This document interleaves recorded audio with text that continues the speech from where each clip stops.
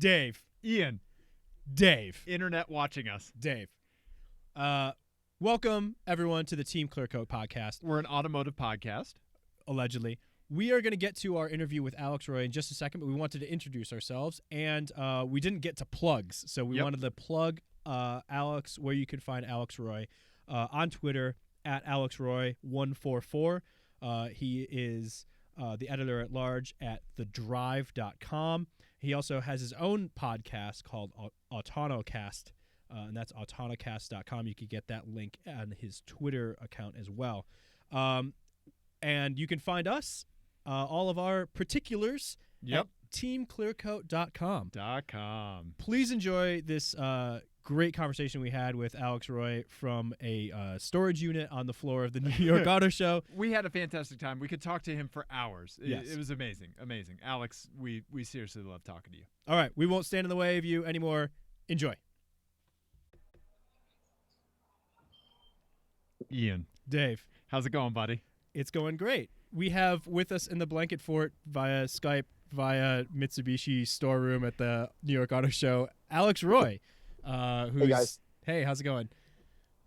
Yeah. Excellent. Glad for having me. So for anybody who doesn't know Alex Roy, he is editor-at-large for The Drive. The Drive. Former Cannonball record holder and notorious snappy dresser. Exactly. Thanks. And an expert with all things autonomous.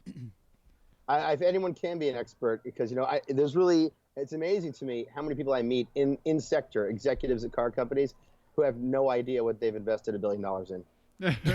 Yeah, it's true. So let's get right into it. We talk about this a lot on the show, and there's a million different directions to go with this discussion. It's such a broad topic, really. But just our background really quick is we're both IT guys. Mm-hmm. And I work in the government sector. Dave works in healthcare, so we're used to kind of the thinking about the bureaucracy end of it too. Right, and the infrastructure end. Right. So we've been kind of concentrating on, that nexus of technology, where enthusiasts fit in, and like public policy, as well as kind of like the privacy stuff. Right. So, question for you: either you guys have, say, pilot's licenses? Ever flown a plane? No, I have right seat time from when I was a kid. My dad had a pilot's license, and I had probably like 16, 17 hours of right seat time. I did not know this. We're learning new things. Yeah, I got to fly in a glider when I was in Boy Scouts when I was a wee lad, but that's about it. I'm really interested that you brought up aviation, because obviously from an article that you talked about augmented driving versus autonomous driving, there's a lot of factors with the aviation industry that can scale into autonomous cars.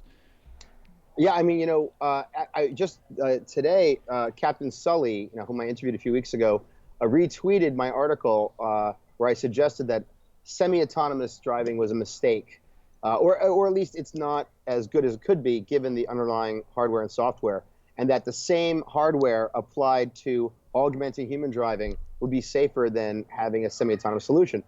Sully gets this. Anyone who has a pilot's license understands this theory, and he got all kinds of pushback on his Twitter account from people who said, but it's safer, it's safer. The real problem we have with everything related to autonomy is nomenclature. The majority of people, including policymakers, do not understand the difference between automation and autonomy. And then when you say semi-autonomy and semi-automated, there's additional layers of confusion. And I'm not an engineer, but I understand it enough. And I've also had more seat time than I think anyone outside of Tesla in a Tesla, driving cross country using autopilot. And it's this confusion which is muddying the real conversation. So what you guys do is important. Oh, well, thank you. Yeah, and that kind of brings us to one thing that we've talked about before, that we had as a topic to talk to you about is, especially with the semi-autonomous stuff, this mushy middle ground that we're in, the safety aspect, you don't really get a lot of those benefits, because when you're asked to take over, especially as layer 3 and layer 4, or level 3 and level 4 start taking prevalence, the situation you're going to be handed isn't necessarily going to be an easy one. So your skill level needs to be higher, really, Right. if you're going to be the backup for the thing that's supposed to be really great at driving. Right. Well, I've noticed, all right, so I've gone cross country in a Tesla 3 times at faster speeds using autopilot, which is really a level 2 system that is perceived as 3 because it's such a good level 2 system. Right. And we've gone across faster and faster with fewer and fewer disengagements. But there's no question that when I get into a modern car that's not a Tesla, my skills have atrophied. I'm a worse driver because I assume that everything will behave the way a Tesla will. And I think really, I'm not even convinced that the problem you described, which is the transition problem, I'm not sure it's the transition problem that's the core problem. The problem is that once people assume such technology is standard, like I have a friend who is very high-ranking official, government official, at an agency pertaining to this topic. He just bought a Volvo S90. He loves it. And he says to me, and a Volvo S90 has a good ADAS system that's kind of almost level 2. Mm-hmm. And he says to me, I drove to Maine and back almost completely autonomously. For him, it's a binary thing. When it's autonomous, it's autonomous. It's not semi-autonomous. And so, and as a result, not only, even if he has skills, he's just throwing them out the window. He's volunteering to pretend they don't exist. And so, because of the atrophying of human skills is occurring at a faster rate than the improvement in semi-autonomy, you have a gap between what autonomy can do and what people perceive it to be able to do. And that's way more dangerous than transitions themselves. George Hotz, have you discussed Hotz at all and Comma AI? We haven't talked about him, but I'm very familiar with his work, from the iPhone jailbreaking to PlayStation jailbreaking and his Comma AI autonomous car solutions. Yeah. So a great example of a tremendous oversight, and it's really a failure on the part of literally every car manufacturer is, Tesla least guilty of all, but still everyone's getting it wrong, is, if you get into an Airbus, and you have what's called flight envelope protections. So no matter how much you push forward on the control stick or pull back or left or right, the angle, pitch, and yaw are limited. And assuming there are no hardware or software failures, the plane is literally uncrashable. Right. So in a Boeing, you have similar protections, except that you can push through the haptic feedback, and the human can override it. In an Airbus, you can't. Okay. But conceptually, these envelope protections are the same. So so in an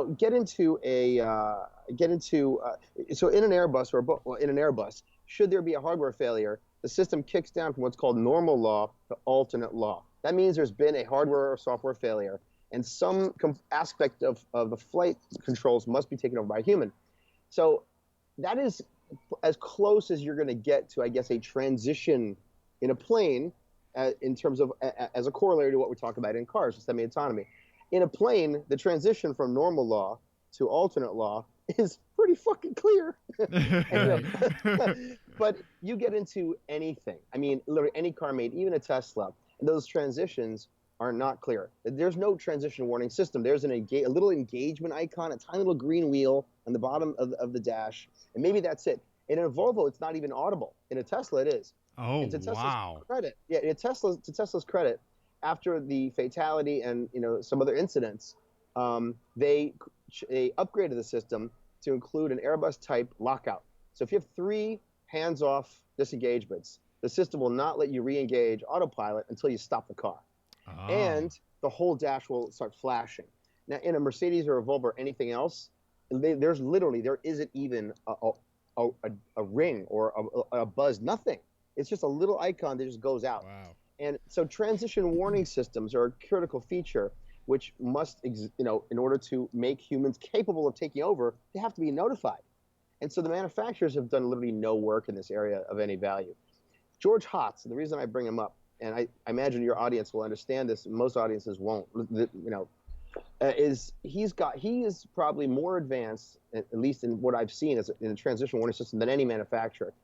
So before he canceled the Comma 1, his device. Yep. I got a ride in it, and on the left side of the display, which substituted for the rearview mirror, and it was big and bright and better than any manufacturer's dashboard display, there was a meter which had a timer countdown, which counted down how long before you had to put your hands on the wheel, which keeps you pretty alert.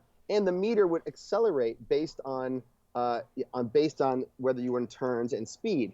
And it had many audible warnings. It had basically a confidence meter built in. And when the car was losing confidence, you would put your hands on before the disengagement. And that is a huge advantage over what any manufacturer has done. And that's where people need to go. Well, and that kind of goes back to Yeah. what you were talking about with your friend about the idea that augmentation or autonomy is a binary system. Yeah. And maybe that's where some of the disconnect is. Maybe it's driving that conversation to a more analog system.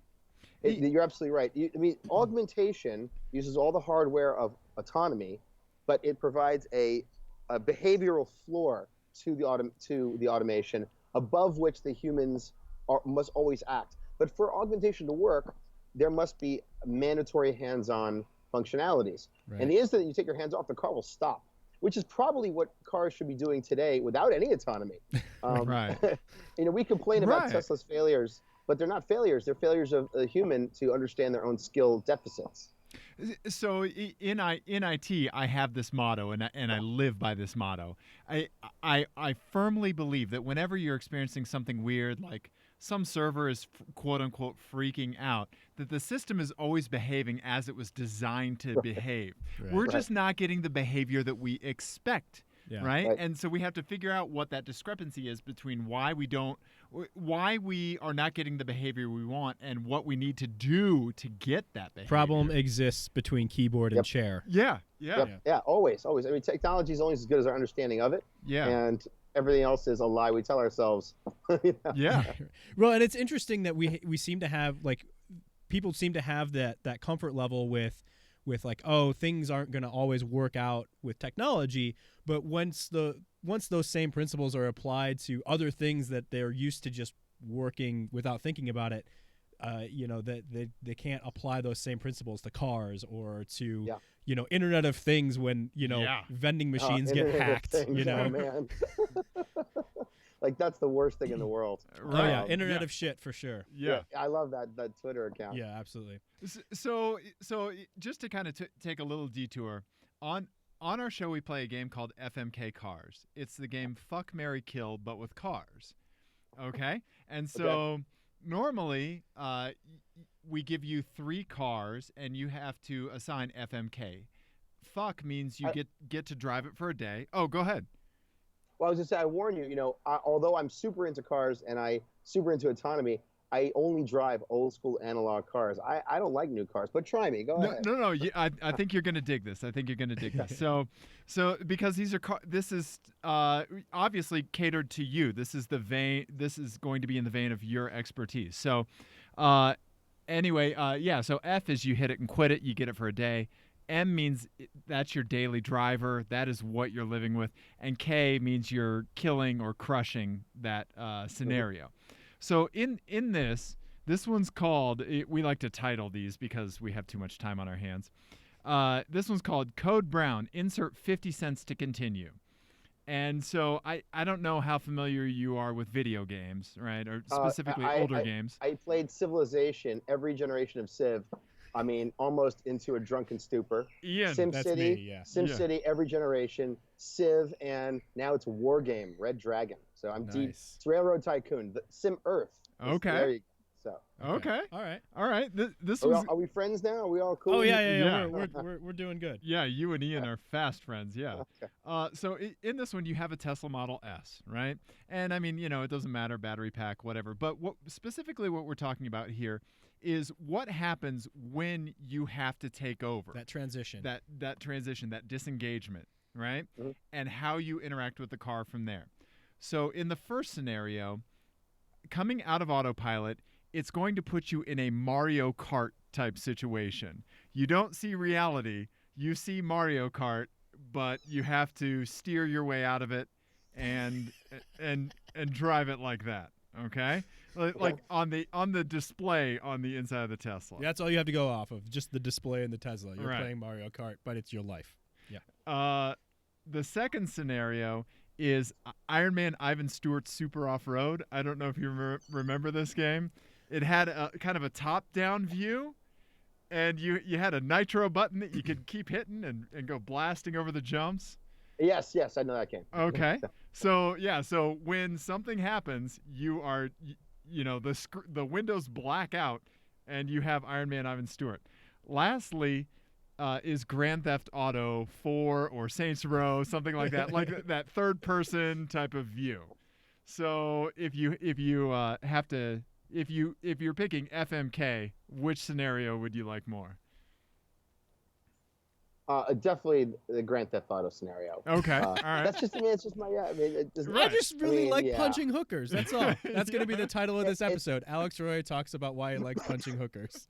I should probably mention that I have deliberately avoided playing Grand Theft Auto past like 2 minutes of the original release because I knew I loved that game too much. Yeah, gotcha. Yeah. I'm actually cold turkey on all driving games. Because if you think about it, totally, because you'll always be beatable. The best driver in the world is beatable. Right. And psychologically, I can't handle it. You have an issue with that? There's always someone faster? Well, it's inevitable. But I'll tell you this, my whole obsession with autonomy has nothing to do with safety in general. Okay. Here's my theory. So, 10 years ago, I went cross country in 31 hours, set the Cannonball record. And 7 years, and I knew that was breakable by another person, and it made me crazy. And then this guy went across country in 28 hours. Right, the Mercedes, yeah. Yeah. And after that, which I think is very tough to beat, someone asked me, well, can you break that? And now you see where I'm going. I'm like, I could break 28 hours, 50 minutes. Right. If everyone else was in a self-driving car, then everyone is safer, and I'm still human driving. And then I thought to myself, wait a second. There's only so much intellectual bandwidth in the car that's going fast. And so if I had a semi-autonomous or fully autonomous car and I could hack the speed limits, then I could totally break 28 hours. Okay. And because I'm in the car, the risk is still mine. Right. And therefore, I could take the record back. That is my sole motivation for believing in autonomous driving. I want everyone to be safer while I continue to, I guess, service my human motivations. And I think that's an important psychological component to everything in the future of cars and driving. People need a cathartic outlet. I'm really glad you brought that up, because on our show we talk quite a bit about how this autonomous future can exist, or augmented autonomous future can exist, while us, the automotive enthusiasts, still have our space to operate. Right. So we can give commuting over, but we retain driving. And so I feel like the next, I think the timeline that a lot of people have presented of where we're going to be as far as full autonomy is a little optimistic, but that timeline probably does map to where we need to be involved in the discussion. So it's not like, oh, it's time to take away your toys. Wait, what happened? Well, where do you guys live? We're in Denver. Mm-hmm. All right. So, I mean, I think if you take a map of the United States and you look at voting patterns and you look at gun ownership and gun laws, and you can start drawing a map of where you're going to see autonomy propagate first. So obviously, blue states, urban areas, and then interstate corridors, and this patchwork quilt. And there are places where it'll never be mandated. There'll be places where it's mandated quickly. Here's a question for you guys, which I don't know the answer to. All these manufacturers are talking about deploying, level 4 and 5 in urban areas, and yet that's the hardest place to deploy it. Yep. Right. It's also the most profitable place to deploy it. Right. And because they're not in the trucking business. Right. Right. So logically, you're going to have, level, I think, like three trucks. Will be out in the interstates, and then there'll be a few places, cities like low density urban areas, Sweden and Norway, with level 4 and 5. And then in the United States, they're going to be fighting it out. It's going to be horrible. Right. And you only have a few places you can use it. So this is, again, a binary press story narrative. But in real life, it's going to be just a long slog. Right. Well, and that gets us to another thing we always talk about. So in IT, there's this concept of the OSI level or OSI layers for how computers talk to one another. And so those are like basically you run through all 7 layers to figure out where your problem is. And they run from like physical to application. So there's also a concept called layer 8, which is all the bullshit that people put on top of everything, right? And we think that with this technology, that basically at some point technology solutions provide diminishing returns until you start addressing those layer 8 problems, and nowhere is that more apparent than in the city, right? Right. Because then there's, you can't, I don't think level 5 doesn't happen without infrastructure being integrated into the system with, car to car communication and then car to infrastructure communication, right? And just simple shit like making sure all of your turn signals are standardized, or your intersection lights are standardized. So those are the type of things that people need to start thinking about now. Right. Humans need to start solving those problems. Right. Those are layer 8 problems, and at some point we're gonna, like I said, we're gonna run out of technology solutions for these things, I think. I agree. I mean, I think the technology will be resolved a lot sooner than the political component, and then you have the cultural component. Right. There is people always say you got to keep politics out of car talk, but there are things that are inherently political. And Uber, Apple, Lyft, all these companies have enormous lobbying dollars being spent in order to compel state and federal, organizations to enable them to replace mass transit. And then in the current political climate, you have, cuts to transit budgets. And then I think last year, somebody who has Uber lobbied to remove the federal requirement for X number of parking spots for new developments. Right. So reduce parking spots, pushes people into mass transit, which is getting cut, which pushes them into Ubers. And, in New York City, recently, there was a pilot program with a flat rate, like multipass, like Fifth Element, like a flat rate, $90 a month, unlimited Uber pool, 8 a.m. to 8 p.m. weekdays. And you can see here the beginnings of the privatization, of almost the forced privatization of transportation. And so all you have to do is add a law that says no human-driven vehicles or internal combustion vehicles, or both, 8 to 8, weekdays, and then you have the end of human driving in, droplets. Right. So that's completely separate from the argument as to whether humans should be allowed to drive, because it can be argued that certain people should not be allowed to drive. Certainly. But in a country where driving is a privilege, not a right, and people drive drunk and get their licenses back, I think, Sully spoke more loosely than I ever could. But, we live in a society of, there's laws, and then there's like civil courtesies. We pay each other.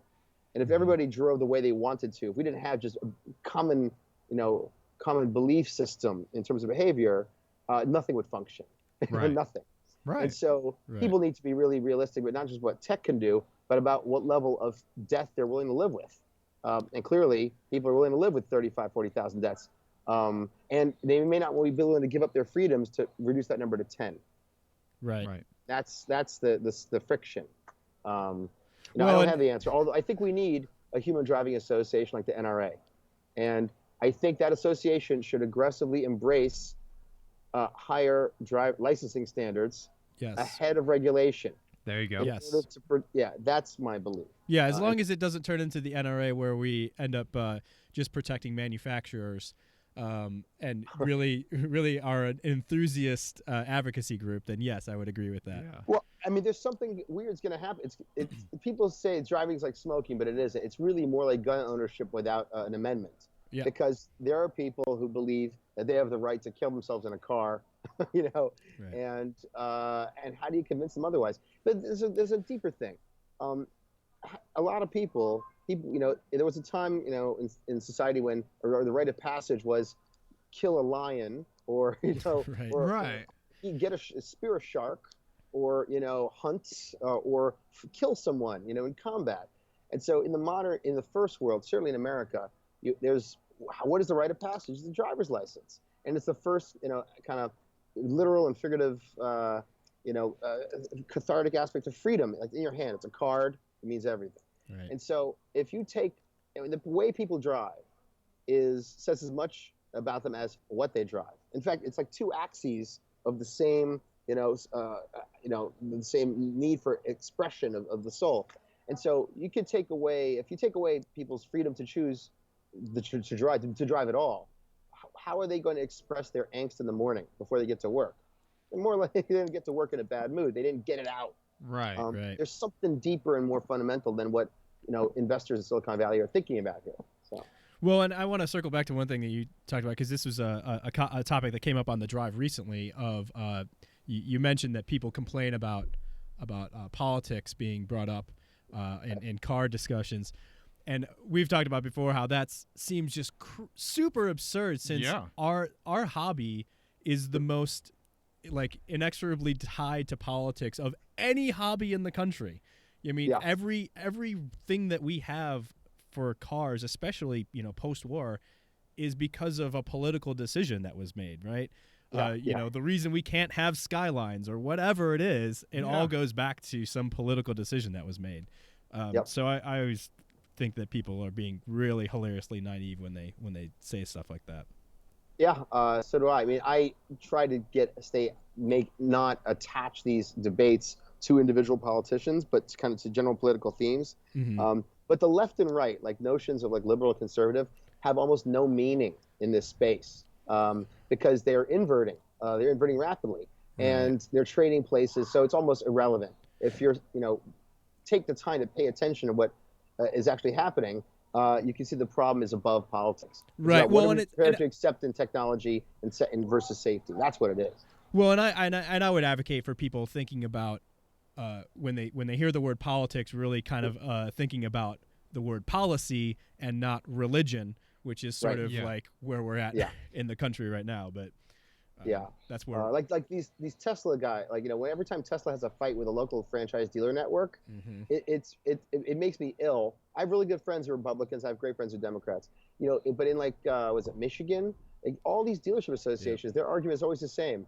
Is that they're protecting consumers by giving them choice, which is horseshit, because competition, if you believe in capitalism, is essential. Right. So their protectionism is fucking outrageous. Nobody likes car dealers. Right. And car dealers have a big problem in the autonomous future. What is their role? Exactly. Yeah. They're protecting their necks. Yeah. Yeah. They're like the subcontracted service. They're like the subcontractors for Foxconn. Right. Yeah. Well, it's interesting you brought Foxconn up too, because Apple's another one who's kind of thrown themselves into this fight a little bit with the right to repair stuff that's been going on. Them lobbying against farmers in Nebraska, saying people are going to kill themselves on iPhone screens. Yeah. And in New York recently, the largest non-Apple service center just shut down their retail operation to just focus on the business market. Because of how much pushback they're getting from Apple and parts and this and that. You guys remember in 1996 there was an Apple clone? Remember those guys? I do. Yeah, the beige boxes. Yeah, the Apple Power PC clones. Yeah. Hang on a second. I've got to move locations because the kind people at Mitsubishi need the space back. And this young man who's been helping me, Nick, you're the greatest. No problem. I love Mitsubishi. Thanks, Nick. Hang on, we're going over here. Hang on. I love this. Oh yeah, this is real. Auto show verite. Yeah. Hey, guys, this is okay? This is great. Yeah. All right, cool. If you see a high-level executive from an auto manufacturer going to the restroom to dump out, let us know. All right, we're cool. I was really upset when that Apple clone shut down. Yeah. And Tesla's pulling this kind of thing now. You gotta go to a Tesla dealership to get the car serviced. I mean, what's gonna I think someone told me. I would love you guys to educate me. I know that with the law on spare parts for cars, I think it's 7 or 8 years after cars discontinued, manufacturer has to manufacture the parts. Is that true? I think it's around there. Yeah, it may even be 10, but I don't want to say that. But it's somewhere around there. But yeah, we've talked about that with support models, because automakers are not set up to do software support for things. That's my question. Right. Yep. Right. Yep. So what happens? I'm a big fan of the game Harpoon and Falcon 4. And the aftermarket community mods and upgrades those games has been going on for now 15, 20 years. Right. What happens to a Gen 1 Tesla? Right. Exactly. Are those things going to be permanently upgradable? I'd love to know. I mean, I actually am kind of optimistic about Tesla's policy there, because I don't think they want people's cars to get bricked because of software problems. But like you could like this the last Mercedes I drove, an E-Class, which had better hardware than a Tesla, but all the software associated with the radar and the different sensors was siloed and was not holistically integrated Right. through HMI in any way. And so I asked Mercedes if the car could be updated, and they said, well, the maps could be updated at a dealership. Right. But even if it had OTA capability, it's not for the entire OS of the car, the way a Tesla is. Yep. And even if you hate Tesla, you could see there's some wisdom there. Exactly. And this the Europeans who've been much better about privacy have also shot themselves in the foot regarding functionality updates over OTA. So this is an incredibly fascinating war for me. So when I get into anything but a Tesla, it feels like junk. Yeah. Not because the cars aren't good, but because if there's a software glitch, I want it solved. Right. It's 6 years away. 6 fucking years. So I think I think that's maybe not necessarily even the privacy issue. So I work federal government experience my whole life. So I'm used to huge bureaucracies and how those silos end up happening. And I feel like it's not going to be necessarily a Gen 1 Tesla that we're going to have to worry about. It's a Gen 1 autonomous GM vehicle that's going to be the really bad one, right? Yeah. Because that company is so, like, those silos make sense for when you're manufacturing hardware. You want someone who's going to design the best wiper blade ever, and you want someone who's going to design the best steering wheel ever, and those two people don't necessarily need to talk. But when it's software that runs the whole thing, that's essentially taking the place of the human, now we're going to get into this situation where do we try to hammer these legacy bureaucracies into agile software developers? Right. Or do you go third party with that, and then what's that support model, right? Right. Oh, it's going to be awful. I mean, yeah.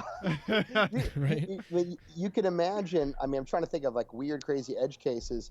But there's a little game and I like to play with my friends in media who talk about autonomy, and it's like, at what point does someone sue a manufacturer for having an autonomous vehicle that is racist? And I'll tell you why that's funny is because that there's going to be different levels of machine learning.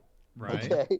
Right. And each of these levels is based on, interpretation of, frames and recognition of people in different lighting conditions. And someone's going to have a really good system and someone's going to have an incrementally inferior system. And that system is not going to stop at the right place to pick up a passenger.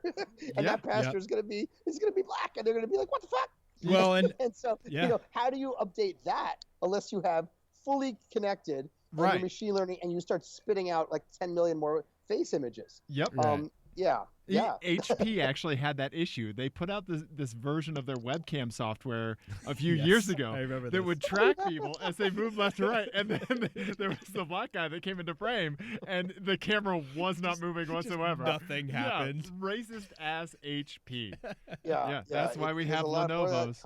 Yeah. You're exactly right. There is a lot more of that coming. So since that actually dovetails nicely into our second round of FMK cars that we wrote for this. Yeah, you're gonna like this one. You'll like this one. It's actually an offshoot of a very similar thought experiment. So this is called Augmented by Stereotypes: Cars with Typical Augmented Driving Catches. So basically, you have augmented driving, and it very neatly fits the stereotype of like who owns this car. Okay. Mm-hmm. So the first one is a Volvo S90. If your glasses frames, you wear glasses in this, are not thin enough, the car will jerk forward like your dickhead friend used to do whenever you try to get into it. So it's basically going to judge you on how you're dressed. You're probably going to be okay. Definitely. The second one is a Rolls-Royce Phantom. It will not allow you, talk about envelopes, the envelope on this one, it will not allow you to navigate to within half a mile of a payday loan store. So think about like maybe your favorite Thai spot, those shady Thai spots. Yeah, those are the best. The Torta place that we love to go to. Yeah, there you go. Exactly. Yeah, you're gonna have to walk that last half mile because the Rolls isn't gonna let you get there. Yep. All right. So the last one is a Lotus Exige. It's kind of a bitchy car. Uh-huh. If the car feels that you're getting a little pudgy, it'll just automatically turn on the turn signal, but anytime you pass a gym. If you really start to put on weight, it'll just start slamming on the brakes until you steer yourself into the gym. Ooh, whoa. You know, something my heart's with a Volvo. Mm-hmm. Yeah.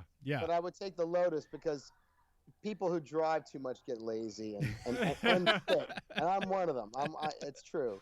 I get to take the Lotus. Yeah. All right. That's kind of like, well, I understand that this medicine is the best medicine for me. So. But what you're describing is like an automotive episode of Black Mirror. Yes, Like, exactly. Yeah. Like, that's pretty much our show. Yeah, if I had to get on a treadmill for an hour before driving my car, well, I would be a much healthier person. Yeah, so, right. Go. Yeah, we all would be. That would be a little awkward. We always talk about how we set up these situations though that like end up being pretty awkward. So like, you know, you get called really urgently. I need you down here at the hospital right now, doctor. And you're like, you arrive all sweaty, and they're like, what the fuck? Oh, I had to stop at the gym. Right. My car wouldn't let me pass Golds. I decided to have a voodoo donut 2 weeks ago, and now I missed the knee surgery. Yeah. That's hilarious. So one last thing I did want to talk to you about was talking more about public policy and its approach to autonomy. So in Colorado, a bill is actually working its way through the legislature right now, and I think it may already be on its way to the governor's desk. That it's a very like hands-off sort of laissez-faire approach to autonomous driving, and it's basically saying that anything 0 through 3 we don't need to deal with. But from a legislation perspective, and that's now in law, that basically we're just going to use existing law to deal with all that stuff. Statewide for Colorado. Statewide. And then the other thing is that it prevents municipalities and cities from enacting their own legislation that goes above and beyond what they've enacted at the state level, which is not much. And the people who have sponsored it have basically said, well, we don't know enough about where the technology is going, so we don't want to stifle that. But we talked before about, how technology is going to at some point reach a point of diminishing returns. Where do you think that line is? When do you think government does need to step in and start standardizing infrastructure or standardizing communication between cars, those sorts of things? Probably right now. Yeah. 5 years ago. Yeah. I mean, I don't think 5 years ago there was anyone. You couldn't even have a discussion.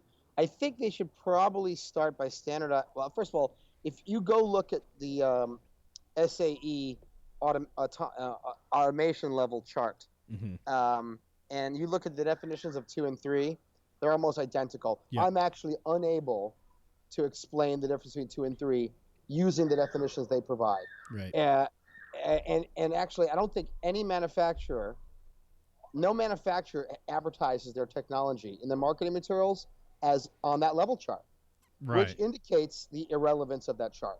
Right. They talk about in the future about level 4, which is the first meaningful jump, but everything short of that is nonsense. ADAS should be on the chart, but isn't. I mean, the chart is shit. It's just and it doesn't. There's no context for it either, right? So level 3 or level 4 on the highway is far different than level 4 in a city center, right? Correct. And and the idea of an augmentation system like a super ADAS doesn't even fit on the chart at all. Right. So that's the first stage, is to define terms. And I think it should be. It's very simple. There a guy named Alan Kornhauser at Princeton, who heads up their autonomy grad program. He says there's only 3 things. There's safe driving cars, there's self-driving cars, and there's driverless. Driverless loses the wheel. Yeah. Safe driving cars is where we are now, but with it's a continuum of improvement. Right. That's augmentation. And then self-driving cars is level 4, and then you've got driverless. And that is, I think, a much more useful set of terms. And the other thing that the government should do immediately, which would not actually, well, I don't think it would stifle innovation. They need to mandate or define disengagements. So when the California DOT releases reports and stock prices move based on these reports, which have no real world meaning, that it's insanity. it's insanity, and it's not helpful. Right. Tesla a year and a half ago, if you went to the Cali DOT site, and you can do this now, and look at the history of old reports. You always have Waymo, with the lowest number of disengagements, and then the suppliers are at the other end. But then Tesla, actually, amazingly, they would actually state 0 disengagements. So clearly, that's impossible. It's a little. They're either not testing cars, or their definition is different, and it's clearly the definition is different. So, and the obvious difference is voluntary versus involuntary. But even within involuntary, there are different types of involuntary. So, without these definitions, the dialogue around this entire sector is literally meaningless. And I don't think defining terminology would stifle innovation at all. So.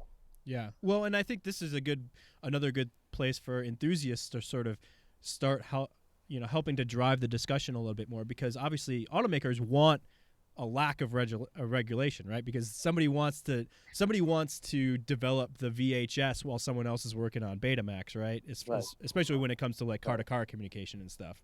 So, if this is where our like soapbox thing of like, if we want driving to exist in the future, we probably need to be involved in the conversation now.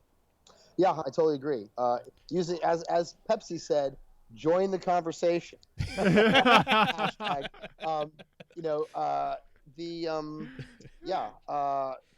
Enthusiasts have their head up their asses mostly because, is there any bigger and dumber enthusiast than me? I mean, I'm an idiot.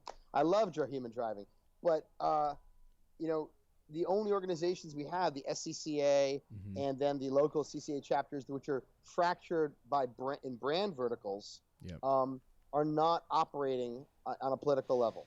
Right. I am not aware of any organization other than the National Motorists Association, the NMA. I think out of Wisconsin. I think it's like 8 people in like a fucking strip mall, and at best they publish articles about traffic camera policy, which it puts enthusiasts in opposition to rational laws. Like, we need speed limits of some kind. There you go. Instead of engaging on real topics, if enthusiasts took the lead in drivers' education and safety programs, I mean aggressively. I mean, much more aggressive than we've ever seen. Really, on the way the NRA does it.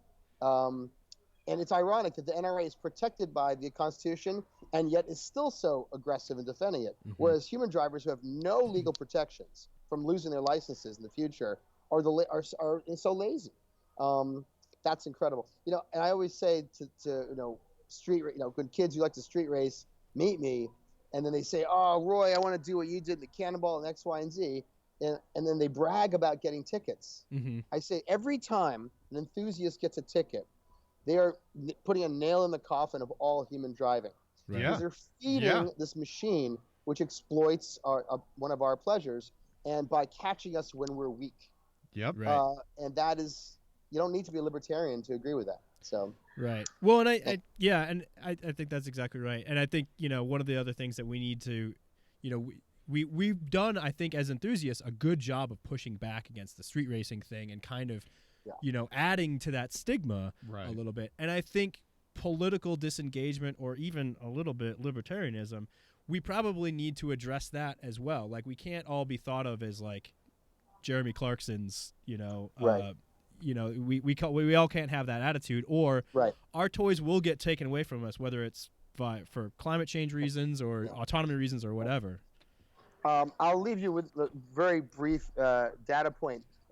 Will Wright, the inventor of the Sims, the Sim City, I'm sure you're familiar with him. So what most people don't know is Will Wright, when he was 24, he won the Cannonball Run race successor called the U.S. Express in a Ferrari in 1981. Oh, wow. And he speaks so lucidly about the importance of driving.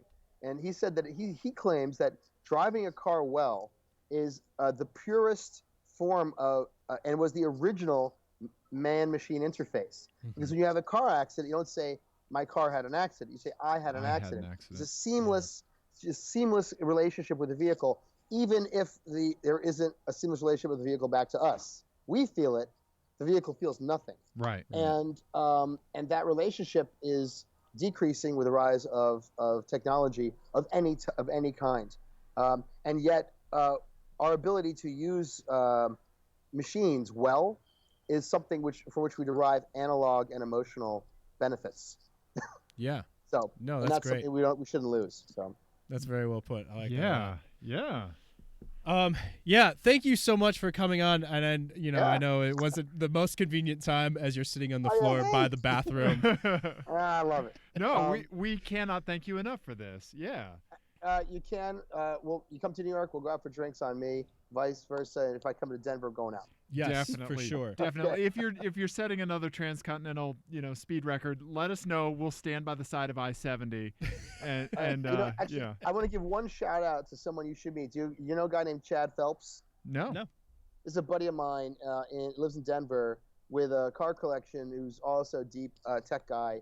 Who's an awesome human being. Does an event called GTCon, and you guys should meet. And I'll talk to you about it next time you come on my podcast. Yes, Yes, for definitely. sure, All right. definitely. All right. All right. Thank you, Alex, so much. Take care. All right. Appreciate it. Bye.